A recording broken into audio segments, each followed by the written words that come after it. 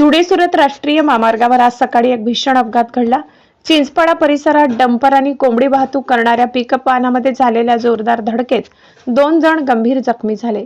अपघाताचा आवाज इतका मोठा होता की परिसरातील नागरिक घटनास्थळी धावून आले।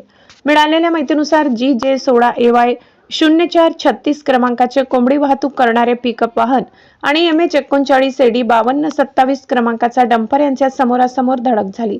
धडक इतकी भीषण होती की पिकअप वाहनाचा पुढील भाग पूर्णपणे चेंदामेंदा झाला।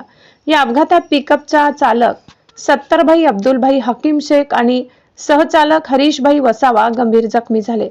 अपघातानंतर दोघेही वाहनात अडकून पडल्याने काही काळ घटनास्थळी गोंधळाचे वातावरण निर्माण झाले होते। घटनेची माहिती मिळताच 1033 रुग्णवाहिकेचे कर्मचारी तातडीने घटनास्थळी दाखल झाले। कर्मचाऱ्यांनी तत्परता दाखवत जखमींना वाहनातून बाहेर काढले आणि प्राथमिक उपचार करून विसरवाडी ग्रामीण रुग्णालयात दाखल केले। त्यांच्या वेळेवर झालेल्या मदतीमुळे जखमींना त्वरित उपचार मिळू शकले। अपघातामुळे काही काळ महामार्गावरील वाहतूक विस्कळीत झाली होती। स्थानिक नागरिक आणि पोलिसांच्या मदतीने वाहतूक सुरळीत करण्यात आली। अपघाताचे नेमके कारण अद्याप स्पष्ट झाले नसून नवापूर पोलीस यंत्रणांकडून पुढील तपास सुरू आहे।